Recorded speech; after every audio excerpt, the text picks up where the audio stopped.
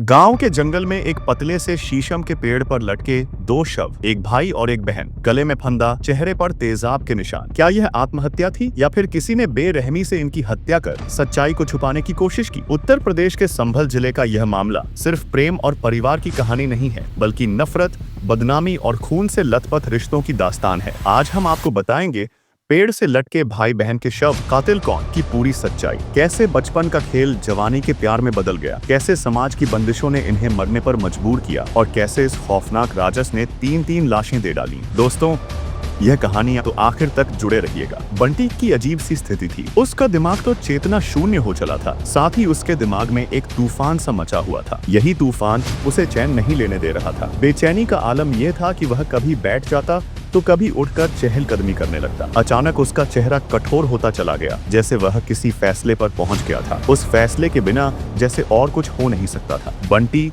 पश्चिमी उत्तर प्रदेश के संभल जिले के थाना धनारी के गांव गढ़ा में रहता था। उसके पिता का नाम बिन्नामी और माता का नाम शीला था। बिन्नामी खेती किसानी का काम करते थे। 22 वर्षीय बंटी इंटर पास था। उसके बड़े भाई 25 वर्षीय संदीप का विवाह हो चुका था। बंटी से छोटे दो भाई तेजपाल 14 वर्ष और भोले शंकर 9 वर्ष के अलावा छोटी बहनें कश्मीरा, सोमवती और राजवती थीं, जो कि क्रमशः 17 वर्ष, 7 वर्ष और 5 वर्ष की थी। उसके पड़ोस में उसके ताऊ तुलसीदास रहते थे। परिवार में उनकी पत्नी रमा देवी और उनके 6 बेटे रामपाल, विनीत उर्फ लाला, किशोरी, गोपाल उर्फ राम गोपाल, धर्मेंद्र और कुलदीप उर्फ सूखा थे। इसके अलावा एक लौती बेटी थी 21 वर्षीय सुखदेवी, जो कि सब भाइयों से छोटी थी। रिश्ते में बंटी और सुखदेवी चचेरे भाई बहन थे। बचपन से दोनों साथ खेले घूमे। हर समय एक दूसरे का साथ दोनों को खूब भाता था। समय के साथ ही बचपन का यह खेल कब जवानी के प्यार की तरफ बढ़ने लगा, उनको एहसास भी नहीं हुआ। जवान होती सुखदेवी के सौंदर्य को देख देख कर बंटी आश्चर्यचकित हो गया था। सुखदेवी पर छाए यौवन ने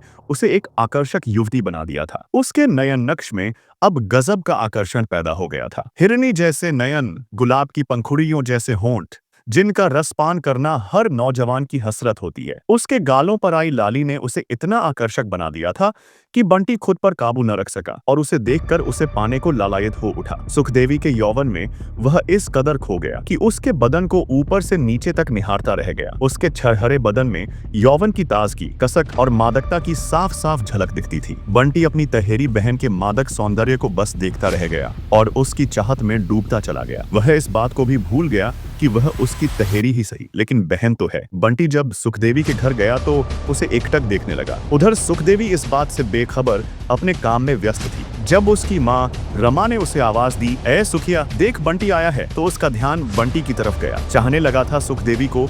सुखदेवी को भी बंटी पसंद था, मगर उस रूप में नहीं जिस रूप में उसे बंटी देख रहा था, और उसे पाने की चाह में तड़पने लगा था। रमा देवी ने फिर आवाज लगाई। सुखदेवी ने तुरंत एक गिलास पानी और थोड़ा मीठा लाकर बंटी के सामने रख दिया। पानी का गिलास हाथ में पकड़ाते हुए बोली, "क्या हाल है जनाब के?" जब बंटी ने उससे पानी का गिलास लिया तो उसका स्पर्श पाकर वह पहले से अधिक व्याकुल हो उठा। उसके साथ सुंदर सपनों में खो गया। इधर सुखदेवी ने उसके गालों को खींचकर कहा, "कहाँ खो गए जनाब?" इसके बाद वह चाय बनाने चली गई। बंटी का सारा ध्यान तो सुखदेवी की तरफ ही था, जो किचन में उसके लिए चाय बना रही थी। वह तो इस कदर व्याकुल था कि दिल हुआ किचन में जाकर खड़ा हो जाए। उधर जब सुखदेवी चाय लेकर आई तो बंटी की बेचैनी थोड़ी कम हुई। सुखदेवी ने जब बंटी को चाय दी तो उसने उसे छूना चाहा, मगर नाकाम रहा। तभी उसकी ताई को कुछ काम याद आ गया और वह उठकर बाहर चली गई। इधर बंटी की धड़कनें रेल के इंजन की तरह दौड़ने लगी। वह घबराने लगा, मगर एक खुशी भी थी कि उस तन्हाई में वह सुखदेवी को देख सकता है। फिर सुखदेवी अपने काम में लग गई, मगर बंटी के कहने पर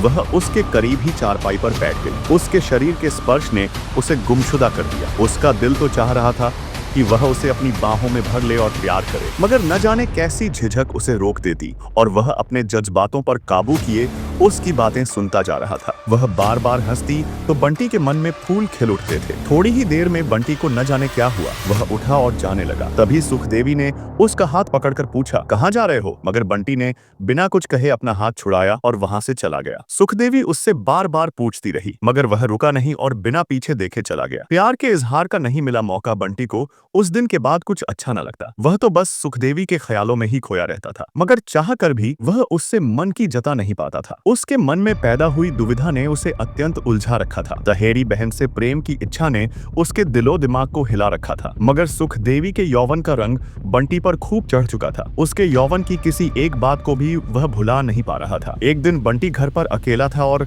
सुखदेवी के ख्यालों में खोया हुआ था। वह चारपाई पर लेटा था, तभी सुखदेवी उसके घर पहुंची और बिना कुछ कहे सीधे अंदर चली गई। बंटी उसे देखकर आश्चर्यचकित रह गया। कुछ देर तक वह उसे देखता ही रहा था। तभी सुखदेवी ने सन्नाटा भंग करते हुए कहा, क्या हाल है? क्या मुझे बैठने तक को नहीं कहोगे? कैसी बात कर रही हो? आओ, तुम्हारा ही घर है। बंटी ने कहा तो सुखदेवी वहीं पड़ी चारपाई पर बैठ गई। सुखदेवी ने बैठते ही बंटी को देखा और कहने लगी, क्या बात है, आजकल तुम घर नहीं आते? मुझसे कोई गलती हो गई है कि उस दिन तुम बिना कुछ कहे घर से चले आए? बंटी मूक बैठा बस सुखदेवी को निहारे जा रहा था। सुखदेवी ने जब उसे चुप देखा तो बंटी के करीब पहुंचकर वह बैठ गई और उसके हाथों को अपने हाथों में लेकर बोली, बोलो ना, क्या हुआ? तुम इतने चुप चुप क्यों हो? क्या कोई बात है जो तुम्हें बुरी लग गई है? मुझे बताओ ना। तुम तो हमेशा हंसते थे, मुझसे ढेर सारी बातें करते थे, मगर अब क्या हुआ है तुम्हें? तुम इतने खामोश क्यों हो? मगर उधर बंटी तो एक अलग ही दुविधा में फंसा हुआ था। सुखदेवी की बातों को सुनकर अचानक ही बंटी उसकी ओर घूमा और उसे बड़े गौर से देखने लगा। तभी सुखदेवी ने उससे पूछा कि वह क्या देख रहा है, मगर बंटी जड़वत हुआ उसे घूरता ही जा रहा था। सुखदेवी भी उसकी निगाह के एहसास को महसूस कर रही थी, शायद इसीलिए वह भी खामोश नजरें झुकाए वहीं बैठी रही थी। बंटी उससे प्रेम का इजहार करना चाहता था, मगर इस दुविधा में उलझा हुआ था कि वह मेरी तहेरी बहन है। मगर अंत में प्रेम की विजय हुई। उसने सुखदेवी के चेहरे को अपने हाथों में ले लिया। बंटी के इस व्यवहार से सुखदेवी थोड़ा घबरा गई, मगर अपनी धड़कनों पर काबू पाकर उसने अपनी दोनों मुट्ठियों को बहुत जोर से भींचा और अपनी आंखें बंद कर दी। तभी बंटी ने उससे आंखें खोलने को कहा, मगर सुखदेवी हिम्मत न कर सकी। फिर दोबारा कहने पर सुखदेवी ने अपनी पलकें उठाई और फिर तुरंत झुका ली। तभी बंटी ने उसकी आंखों को चूम लिया। सुखदेवी घबरा गई। उसने वहां से उठना चाहा, मगर बंटी ने उसे उठने नहीं दिया। वह शर्म के मारे कांपने लगी। उसके होठों की कंपाहट से बंटी अच्छी तरह वाकिफ था, मगर वह तो उस दिन अपने प्यार का इजहार कर देना चाहता था। तभी उसने सुखदेवी की कलाई पकड़कर कहा, मैं तुमसे बहुत प्यार करता हूँ, मैं तुम्हारे बिना नहीं रह सकता, मैं सचमुच तुमसे बहुत प्यार करता हूँ। बंटी की इन बातों को सुनकर सुखदेवी आश्चर्यचकित हो गई और उसने बंटी को समझाना चाहा, मगर बंटी तो अपनी जिद पर ही अड़ा रहा। सुखदेवी ने कहा, बंटी, मैं तुम्हारी बहन हूँ, हमारा प्यार कोई कैसे स्वीकार करेगा? मगर बंटी ने इन सब बातों को खारिज करते हुए सुखदेवी को अपनी बाहों में समेट लिया और बड़े प्यार से उसके होठों पर अपने प्यार की मोहर लगा दी। सुखदेवी के लिए यह किसी पुरुष का पहला स्पर्श था, जिसने उसे मदहोश होने पर मजबूर कर दिया और बंटी की बाहों में कसमस आने लगी। सुखदेवी चाहकर भी अपने आप को उससे अलग नहीं कर पा रही थी। लगातार कुछ क्षणों तक चले इस प्रेमालाप से सुखदेवी मदमस्त हो गई। तभी अचानक बंटी उससे अलग हो गया। प्यार को लग गई हवा सुखदेवी तड़प उठी। बंटी के स्पर्श से छाया खुमार जल्दी ही उतरने लगा। वह बिना कुछ कहे घर के दरवाजे की तरफ बढ़ी तो पीछे से बंटी ने उसे कई आवाजें लगाई, मगर सुखदेवी नजरें झुकाए चुपचाप बाहर चली गई। बंटी घबरा सा गया। उसके दिल में हजारों सवाल सिर उठाने लगे और इसी दुविधा में फंसा रहा कि सुखदेवी उसका प्यार ठुकरा न दे या कहीं ताऊताई को उसकी इस हरकत के बारे में न बता दे। इसी सोच में बंटी परेशान रहा और पूरी रात सो न सका, बस बिस्तर पर करवटें बदलता रहा। उधर सुखदेवी का हाल भी बंटी से जुदा न था। वह भी पूरे रास्ते बंटी द्वारा कहे हर लफ्ज के बारे में सोचती गई। घर पहुंचकर बिना कुछ खाए पिए वह अपने बिस्तर पर लेट गई, मगर उसकी आंखों में नींद भी कहाँ थी। वह भी इसी सोच में डूबी रही। बंटी का प्यार दस्तक दे चुका था। वह भी बिस्तर पर पड़ी पड़ी करवटें बदलती जा रही थी। सुखदेवी भी अपनी भावनाओं पर काबू न रख पाई और वह भी बंटी से प्यार कर बैठी। अपने इस फैसले को दिल में लिए सुखदेवी बहुत बेकरारी से सुबह का इंतजार करने में लगी रही। पूरी रात आंखों में कटने के बाद सुखदेवी सुबह जल्दी जल्दी घर का सारा काम करके अपनी माँ को बताकर बंटी के घर चली गई। सुखदेवी के कदम खुद ब खुद आगे बढ़ते जा रहे थे। वह बस कभी बंटी के प्रेम स्नेह के बारे में सोचती तो कभी समाज व लोकलाज के बारे में। रास्ते में जाते वक्त कई बार वापस होने को सोचा, मगर हिम्मत न जुटा सकी, क्योंकि बंटी के उस जुनून को भी भुला नहीं पा रही थी। लेकिन कहीं न कहीं उसके दिल में भी बंटी के लिए प्रेम की भावना उछाल मार रही थी। इन्हीं सोच विचार में वह बंटी के घर के दरवाजे पर पहुंच गई, लेकिन अंदर जाने की हिम्मत न जुटा सकी। तभी बंटी की नजर उस पर पड़ गई और फिर उसे अंदर जाना ही पड़ा। उधर बंटी का चेहरा एकदम पीला पड़ा हुआ था। बस एक रात में ही ऐसा लग रहा था कि वह कई दिनों से बिना कुछ खाए पिए हो। उसकी आंखें लाल थीं, जिससे साफ पता चल रहा था कि वह न तो रात भर सोया है और न ही कुछ खाया पिया है। उसकी आंखों को देखकर सुखदेवी समझ चुकी थी कि वह बहुत रोया है। सुखदेवी को इसका आभास हो चुका था कि बंटी उससे अटूट प्रेम करता है। उसने आते ही बंटी से पूछ लिया कि वह रोया क्यों था। बस फिर क्या था, इतना सुनते ही बंटी की आंखें फिर छलक आईं। उसकी आंखों से छलके आंसू ने सुखदेवी को इस दुविधा में उतार दिया कि अब उसे न समाज की सोच न अपने परिजनों का भय रह गया। वह उससे लिपट गई और उसके चेहरे को चूमने लगी। उसके बाद उसने अपने हाथों से बंटी को खाना खिलाया। फिर दोनों तन्हाई में एक कमरे में बैठ गए। तन्हाई के आलम में बंटी से रहा न गया और उसने सुखदेवी को अपनी बाहों में भर लिया। सुखदेवी ने विरोध नहीं किया। दोनों ने लांघ दी सीमाएं। सुखदेवी ने इससे पहले कभी ऐसे एहसास का अनुभव नहीं किया था। बंटी का हर स्पर्श सुखदेवी की मादकता को और भड़का रहा था। उस दिन बंटी ने सुखदेवी को पूरी तरह पा लिया। सुखदेवी को भी यह अनुभव आनंदमय लग रहा था। उसे वह सुख प्राप्त हुआ जो पहले कभी नहीं हुआ था। उस दिन के बाद सुखदेवी के मन में भी बंटी के लिए प्यार और बढ़ गया। अब उसके लिए बंटी सब कुछ था। एक बार जब उस पर जिस्मानी ताल्लुकात कायम हुआ तो बस यह सिलसिला चलता ही रहा। दोनों घंटों घंटों बातें करते। एक दूसरे के बगैर दोनों के लिए रहना अब मुश्किल होता जा रहा था। लेकिन एक दिन उनके प्यार का भेद उनके परिजनों के सामने खुल गया तो कोहराम समझ गया। उनको समझाया गया कि उनके बीच खून का संबंध होने के कारण उनकी शादी नहीं हो सकती। लेकिन वे प्रेम दीवाने कुछ भी सुनने को तैयार नहीं थे। आखिर रिश्ते में दोनों भाई बहन थे। ऐसे में समाज उनकी शादी पर अंगुलियां उठाता और उनका जीना मुहाल हो जाता। परिजनों के विरोध से दोनों परेशान रहने लगे। इसी बीच बंटी के परिजनों ने उसकी शादी बदायूं जनपद के गांव तिमरुवा निवासी एक युवती से तय कर दी। शादी की तारीख तय हुई 26 जून 2020। इससे सुखदेवी तो परेशान हुई ही, बंटी भी बेचैन हो उठा। बेचैनी में काफी देर तक वह सोचता रहा। फिर उसने फैसला कर लिया कि वह अब अपने प्यार को लेकर कहीं और चला जाएगा, जहां प्यार के दुश्मन उनको रोक न सके। अपने फैसले से उसने सुखदेवी को भी अवगत करा दिया। सुखदेवी भी उसके साथ घर छोड़कर दूर जाने को तैयार हो गई। शादी की तारीख से एक दिन पहले 25 जून 2020 को बंटी सुखदेवी को घर से लेकर भाग गया। उनके भाग जाने की भनक दोनों के घर वालों को लग गई। उन्होंने तलाशा लेकिन कोई पता नहीं चला। प्रेमी युगल के मिले शव 1 जुलाई को गढ़ा गांव के जंगल में देवराज उर्फ दानवीर के यूकेलिप्टस के बाग में बंटी और सुखदेवी की लाशें शीशम के एक पतले से पेड़ पर लटकी मिली। गांव के कुछ लड़के उधर आए तो उन्होंने यह देखी थी। दोनों के घर वालों को उन लड़कों ने जानकारी दे दी। सूचना पाकर बंटी के घर वाले और गांव के लोग तो पहुंच गए, लेकिन सुखदेवी के घर वाले वहां नहीं पहुंचे। संबंधित थाना धनारी को घटना की सूचना दे दी गई। सूचना पाकर इंस्पेक्टर सतेंद्र भड़ाना कुछ पुलिस कर्मियों के साथ घटना स्थल पर पहुंच गए। थाना प्रभारी की सूचना पर एएसपी आलोक जायसवाल और सीओ गुन्नौर सरोज भी वहां पहुंच गए। सुखदेवी और बंटी की लाशें एक ही पेड़ से लटकी हुई थी। सुखदेवी के गले में हरे रंग के दुपट्टे का फंदा था तो बंटी के गले में प्लास्टिक की रस्सी का। दोनों के चेहरे किसी तेजाब जैसे पदार्थ से झुलसे हुए थे। प्रथम दृष्टया मामला आत्महत्या का था, लेकिन दोनों के चेहरे झुलसे होने से हत्या का शक भी जताया जा रहा था। फिलहाल मौके पर मौजूद मृतक बंटी के पिता बिन्नामी से पुलिस अधिकारियों ने आवश्यक पूछताछ की। फिर इंस्पेक्टर सतेंद्र भड़ाना को दिशा निर्देश देकर दोनों अधिकारी चले गए। इसके बाद पुलिस ने जरूरी कार्रवाई कर दोनों लाशों को पोस्टमार्टम के लिए मोर्चरी भेज दिया। पोस्टमार्टम रिपोर्ट में मौत का सही कारण नहीं आ पाया। 7 जुलाई 2020 को सुखदेवी के भाई 25 वर्षीय कुलदीप उर्फ सूखा का गड्ढा के जंगल में नीम के पेड़ से लटका शव मिला। जहां सुखदेवी और बंटी के शव मिले थे, उससे कुछ दूरी पर ही कुलदीप का शव मिला। थाना प्रभारी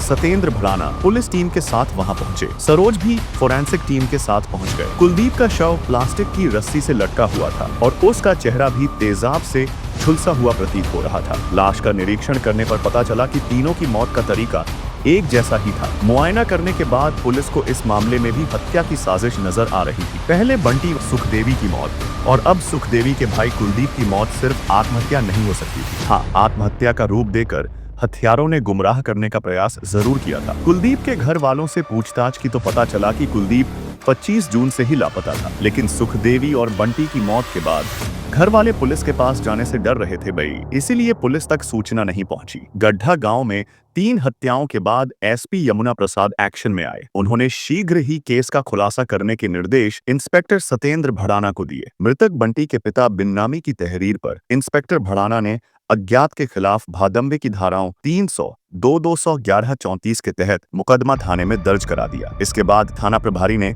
सुखदेवी के घर वालों से पूछताछ की तो सुखदेवी का भाई विनीत उर्फ लाला और किशोरी घर से गायब मिले। पुलिस ने दोनों की तलाश की तो गढ़ा के जंगल से दोनों को हिरासत में ले लिया। उनसे पूछताछ की गई तो इन 3 हत्याओं का पर्दाफाश हो गया। उनसे पूछताछ में कई और लोगों के शामिल होने का पता चला। इसके बाद पुलिस ने गढ़ा गांव के ही जगपाल यादव उर्फ मुल्ला जी और शिवराज को गिरफ्तार कर लिया। पूछताछ में सभी ने अपना जुर्म स्वीकार कर लिया और घटना के बारे में विस्तार से बता दिया। पता चला कि सुखदेवी और बंटी के घर से लापता हो जाने के बाद उनके घर वाले काफी परेशान हो गए थे, जबकि बंटी सुखदेवी के साथ अपने गन्ने के खेत में छिप गया था। गांव के जगपाल यादव उर्फ मुल्ला जी ने 26 जून को उन्हें देख लिया। उसने दोनों के खेत में छिपे होने की बात जाकर सुखदेवी के भाई विनीत उर्फ लाला को बता दी। विनीत ने यह बात अपने भाई किशोरी और गांव के शिवराज को बताई। समाज में बदनामी के डर से विनीत ने जगपाल से अपनी बहन सुखदेवी और बंटी को मारने की बात कही और बदले में 2.5 लाख रुपया देने को कहा। जगपाल पेशे से अपराधी था, इसलिए वह हत्या करने को तैयार हो गया। विनीत ने उसे 2.5 लाख रुपए लाकर दे दिए। इसके बाद योजना बनाकर